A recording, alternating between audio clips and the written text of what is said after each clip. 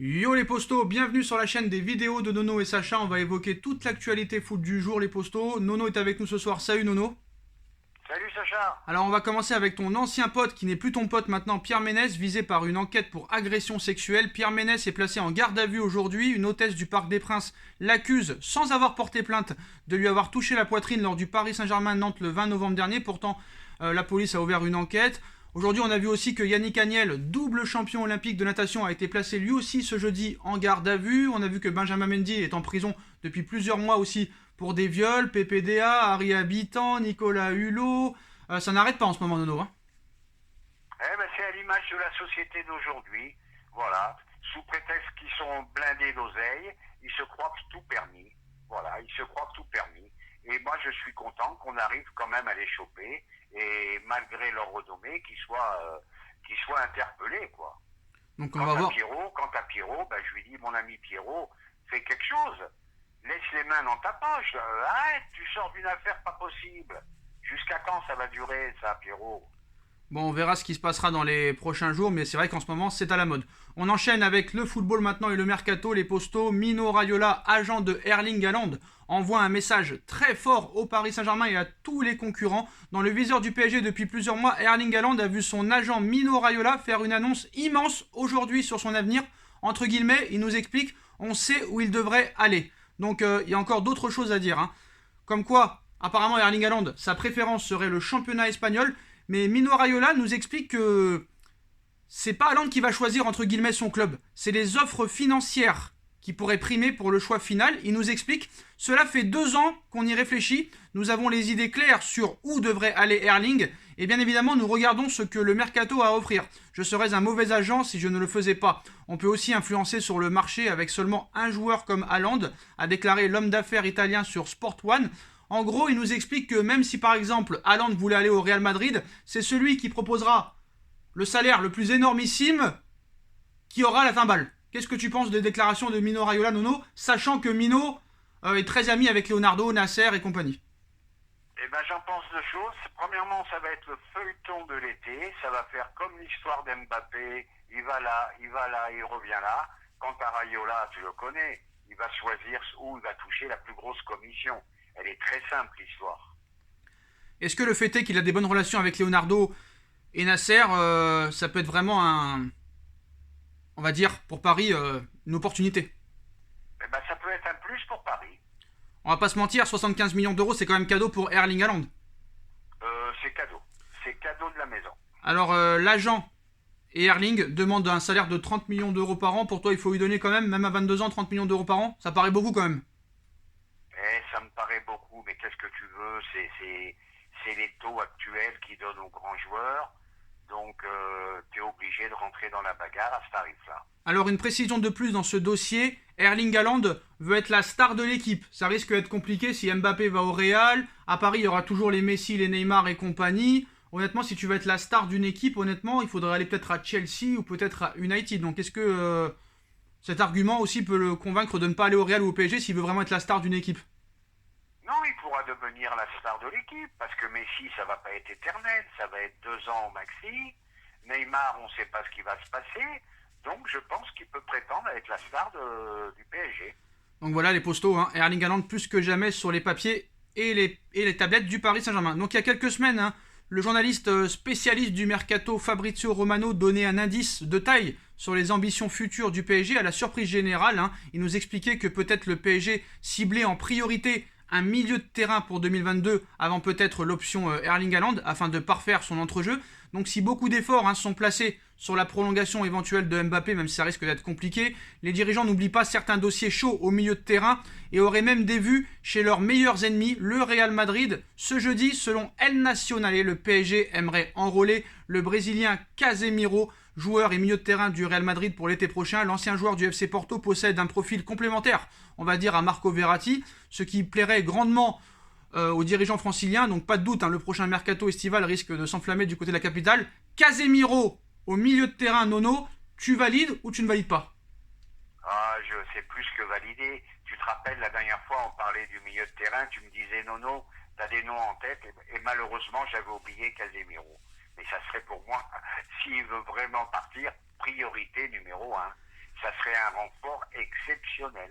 Alors, priorité numéro 1, alors ce qu'il faut savoir, c'est que contrairement au Paris Saint-Germain, si vraiment tu donnes la somme que Pérez veut pour un joueur, Pérez, contrairement au Paris Saint-Germain, laisse partir le joueur. Apparemment, Casemiro est en fin de contrat en 2023. On sait ce qui s'est passé avec Varane, on sait ce qui s'est passé avec Ronaldo, on sait ce qui s'est passé avec Sergio Ramos. Si honnêtement le PSG met une somme que Pérez demande, il y a une chance de voir Casemiro au Paris Saint-Germain. Tu penses que Casemiro, ça lui plairait de jouer avec cet effectif? Eh bien, il rejoindrait ses amis sud-américains. Pérez, c'est pas un type qui garde ses joueurs à tout prix. Il suffit qu'il boude un peu, que la somme soit conséquente. Je pense que si vraiment il a envie de venir, c'est une chose qui est tout à fait possible. Donc moi aussi, je valide l'option Casemiro. Pour moi, il fait un début de saison assez remarquable avec le Real Madrid, surtout depuis le retour de Carlo Ancelotti, parce que c'est vrai qu'entre 2019-2021, il était un petit peu en dessous, comme les Toni Kroos et les Modric, mais depuis que Carlo Ancelotti est revenu, ça va un petit peu mieux. Mais franchement, Casemiro, pour moi, c'est l'un des meilleurs milieux de terrain d'Europe de ces 10 dernières années. On est d'accord, Nuno? Et Sacha, il a tout ce qui nous manque. La grinta, il marque des buts, il est physique, box to box. C'est vraiment le joueur idéal qu'il faudrait au PSG. Et que je te dis pas, ça ferait un duo avec Verratti inimaginable. Hein. Donc toi, par exemple, tu préfères mettre 40 millions sur Casemiro plutôt que d'attirer Paul Pogba gratuitement? Oh là là, il n'y a pas photo pour moi. Alors on enchaîne les postos avec Zidane au PSG, l'énorme révélation aujourd'hui par la presse espagnole, les révélations s'enchaînent sur un accord à venir entre Zidane et le PSG, la date de sa signature est déjà évoquée, l'émir du Qatar n'est pas du genre à se soucier de savoir si Pochettino est premier de Ligue 1 ou s'il vient de prolonger son contrat d'une saison ou s'il est même qualifié pour les huitièmes de finale de Ligue des Champions. À la demande des dirigeants parisiens, Zidane fait rêver en haut lieu et le fait qu'une telle arrivée puisse continuer à faire encore, on va dire, évoluer le prestige et le rayonnement du PSG à l'international, surtout avant la Coupe du Monde au Qatar, suffit à faire saliver le prince Tamim Ben Hamad Al Thani. Les discussions ont donc débuté depuis quelques semaines pendant que le Paris Saint-Germain continue à mener sa barque cette saison sous les ordres de Pochettino, mais les révélations commencent à se multiplier et la source espagnole qui avait confirmé l'avis favorable donné par Zidane à une éventuelle arrivée au PSG va même encore plus loin aujourd'hui. Zidane au PSG, ce serait sûr pour eux début janvier. Donc pour Manu Carreno, non seulement Zidane est réceptif aux discussions et se dit tenté par une telle aventure, mais en plus, la deadline pour un changement de coach est déjà donnée pour les grandes lignes. On me dit à Paris qu'il va signer début janvier, a ainsi livré le journaliste dans sa prise de parole aujourd'hui sur la Cadena Ser. Donc autrement dit, c'est début janvier que Zidane pourrait débarquer sur le banc du Paris Saint-Germain, Nono. Eh bien, ça serait une joie pour moi. Moi, j'y crois de plus en plus. Je vais te dire pourquoi. Parce que je ne vois aucun démenti de Zidane. Ouais. Je n'entends que Zidane dire qu'il ne serait pas désintéressé par le PSG. Tu l'as entendu dire ça? C'est un défi. Tu l'as entendu dire ça, Zidane? Il a fait aucun démenti que ça l'intéressait pas. Ouais, mais il a pas dit que ça l'intéressait non plus.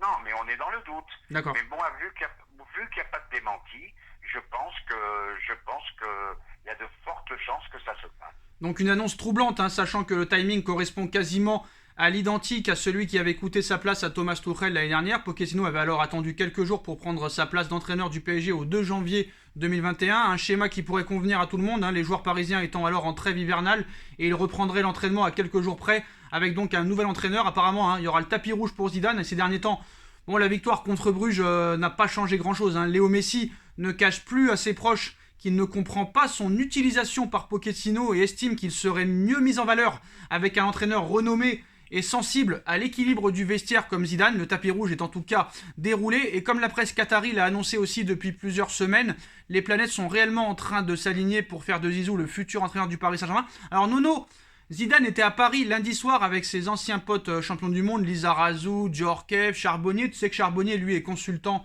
à l'afterfoot et il nous explique qu'il a parlé un peu avec Zidane, que Zidane lui a rien dit très clairement. Ils en ont parlé un petit peu. Il avait dit que très clairement, si par exemple à l'heure actuelle ça aurait été la Juve qui l'aurait sondé pour venir, il aurait dit que c'était pas pareil et qu'il aurait déjà signé à la Juve, mais qu'il n'aurait pas dit non à Paris. Mais si vraiment tu veux Zidane au PSG, d'après Charbonnier, ancien coéquipier de Zidane, mais bon, c'est pas non plus le plus proche de Zidane, Charbonnier, il nous explique que Paris va devoir donner le meilleur salaire de l'histoire à un entraîneur pour qu'il puisse entraîner Paris, quoi. Eh bien, donnons-lui le meilleur salaire. Donnons-lui le meilleur salaire. Son palmarès prouve qu'il le mérite.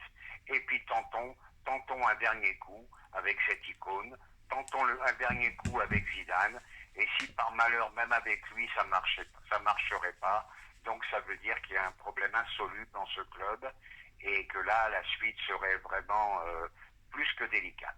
Alors Nono, d'accord, il a un palmarès incroyable. On peut pas le nier. Eh oui. On peut pas le nier. Ligue des champions. Mais honnêtement. Ligue des champions. Palmarès d'entraîneur fabuleux. Palmarès de joueurs fabuleux. Tentons le coup. Non mais les résultats de Zidane en tant que joueur, en tant que coach, ils sont incontestables. Mais je parle au niveau du jeu. Moi, au Real Madrid, quand il était au Real, je me levais pas de ma chaise et j'arrivais pas. Je rêvais pas la nuit de voir le match du Real le soir pour me régaler. Honnêtement, c'était pas le Real de Zidane qui me faisait régaler. Sacha, mais ça gagne. Voilà, on a oui, mais de ça. On a besoin de gagner maintenant. Non, moi je pense que d'accord, le PSG a besoin de gagner, les Qataris ont besoin de gagner, mais il faut voir un minimum de jeu aussi à un moment donné. Je suis désolé. Si c'est pour s'ennuyer pendant 80. Ça jouait pas si mal que ça, Sacha. Ça jouait pas si mal que ça. Oh, c'est parce que t'avais quand même un bloc. Non, parce que t'avais des gros joueurs. T'avais des gros joueurs. T'avais un Gareth Bale au meilleur de sa forme, un Karim Benzema, un CR7 au meilleur de leur forme, un Casemiro, Modric, Toni Kroos sur une autre planète, un Varane, Ramos exceptionnel, un Carvajal. Aussi incroyable. Je suis désolé, il y avait une équipe toute faite. Une équipe toute faite. Je suis d'accord avec toi, mais me dis pas, il a un effectif aussi, il a un effectif inimaginable à Paris aussi. Oui, mais je parle au niveau du jeu. Ce qu'il a fait au Real, il peut le faire à Paris. Hein. Oui, mais au niveau du jeu, c'est peut-être un mec comme Ronaldo et tout qui portait l'équipe, mais au niveau du jeu, on se régalait pas. Je suis désolé, on se régalait pas. On se régalait pas, c'est la vérité. Oui, on sautait pas de la chaise, mais moi je vois qu'une seule chose, ça gagnait. On verra en tout cas, même si Zidane venait à dire... Rappelle-toi que c'est un monsieur qui s'est permis de mettre Ronaldo sur le banc quand même. Hein. Il a mis Ronaldo sur le banc? Ah, j'ai pas le souvenir. Oui, bah regarde bien dans tes archives. Pas tout à fait sur le banc. Ah. Quand il l'estimait fatigué, eh ben, il le faisait pas jouer. Quand il l'estimait fatigué, c'est pas pareil. Quand il l'estimait fatigué. Voilà, excuse-moi, j'ai un peu confondu mon diagnostic. Parce que Cristiano Ronaldo, même quand il a eu des problèmes avec Mourinho, avec Ancelotti, avec Zidane, personne ne pouvait le mettre sur le banc tellement qu'il était incroyable. Incroyable. Voilà, la différence avec nous, même les joueurs fatigués, on les fait jouer. Alors Nono, vas-y, finis. Un plus. Alors Nono, deux dernières infos hein, qui, on va dire, s'accrochent. On va faire une pierre deux coups. Zidane, bon, on va passer à côté maintenant. Alors Messi, qui arrive toujours pas à s'acclimater et sa famille à Paris, le froid, les bouchons, ça continue à en parler aujourd'hui. Neymar qui est en pleine dépression depuis sa blessure. Il y a Néné qui nous a expliqué aussi qu'il était en pleine déprime et qu'apparemment ça passerait de 6 semaines à 9 semaines de blessure et d'indisponibilité. On est quand même à Paris, alors je veux bien, il fait nuit à 4 heures, il fait froid, mais à un moment donné, les mecs, ils sont à Paris. Je me rappelle à l'époque de Thiago Silva, de Zlatan et tout ça, ils se plaignaient aussi. Pourtant, ils y sont restés à Paris. Est-ce que tu penses que ce sera la même chose? Mais là, ils exagèrent pas un petit peu, ces mecs-là, quand même? Je le dis et je le répète, à 40 millions l'année, on ne devrait même pas parler de ça. On ne devrait même pas entamer ce genre de discussion. Et malgré tout, et tu sais que pour moi, Messi, tu sais comment je l'adore, hein, que c'est mon joueur préféré de tous les temps. Eh ben, fallait pas venir. Léo, fallait pas venir. Si tu crains le froid, tu venais pas à Paris. Ouais, mais Nono, Nono, s'il venait pas, il allait à la retraite, hein, parce que personne n'en voulait. Eh ben, tant pis. Mais moi, je peux pas entendre qu'à 40 millions par an, il fait trop froid. Ça, je peux plus l'entendre. Bon, Nono, il y a des nouvelles infos qui viennent de tomber, c'est pas des bonnes nouvelles. Hein. Donc, la première bonne nouvelle, c'est que le PSG veut prolonger Marquinhos. Leandro Paredes et Di Maria devraient prolonger. Alors, est-ce que Di Maria de le prolonger un an de plus, c'est une bonne idée? Mauvaise idée. Et par contre, une chose que ça commence vraiment à m'énerver, ça commence réellement à me saouler, c'est Sergio Ramos qui ne s'est pas encore une fois entraîné avec le groupe ce jeudi matin. Il poursuit son travail de reprise, ça fait 6 mois qu'il enchaîne son travail de reprise. Je pense que là, on nous a tous pris un petit peu pour des cons, même lui. Hein. Moi, je pense que là, il faudrait rompre le contrat. Arrêter de donner je ne sais pas combien par mois à Ramos. Comme je t'ai dit, respect à l'homme, respect au palmarès. Mais là, on voit que c'est un joueur qui est cramé. Non, parce que là... jouer un match tous les 2 mois, c'est plus possible. Non, parce que Nono, là, il y a un problème réel. Pourquoi? Parce que encore tu voudrais le préserver, tout ça. Je peux comprendre. Mais là, la Ligue des Champions, les poules sont terminées. Les 8e sont le 14 février. Tu as 11 points d'avance en Ligue 1. Et là, on nous explique quand même qu'on ne veut pas prendre de risques. Donc ça veut dire que le gars, là, c'est plus que fragile. Là, ce qu'il est, c'est que là, on est à 2 doigts de la blessure de 8 mois, là. Et Sacha, je t'engueule pas à toi, mais il n'a plus les capacités physiques. Faut se mettre ça en tête. On a fait une erreur. On a fait une erreur. Et Point final. une dernière info, Paris qui veut déjà se débarrasser de Wijnaldum, t'en penses quoi? Eh ben, ça a été ma grosse déception. Je reconnais plus ce joueur. Je l'ai vu à Liverpool. Je le vois maintenant. Je comprends pas, Sacha. Là, je peux pas donner l'explication. Je peux pas te dire quoi que ce soit. Je comprends pas. Bon, on verra les Le mec, postos. champion d'Europe avec Liverpool. Il met plus un pied devant l'autre. Je ne comprends pas. Bon, on verra les postos. De toute façon, on a déjà vu des joueurs mal commencer les 4 premiers mois et après faire des dingueries. Donc, on espère que ce sera le cas. C'est possible. Rappelons-nous Rai. Voilà. On sait jamais. Rai et d'autres joueurs. Donc voilà, les postos, c'est la fin de Rai, cette. il a galéré 6 mois. Après, ça, il a fait des saisons de folie. Mais vraiment, Wijnaldum, ça a été une mauvaise surprise pour moi. Eh ben merci Nono, on finira là-dessus. Les postos, n'hésitez pas à bombarder la barre de like, on partage, on commente, on s'abonne. On remercie Nono d'être là. Et on se retrouve. Et ben moi aussi, je te remercie. Et on se retrouve très vite pour une nouvelle vidéo. Tchuss. Ah, tchuss.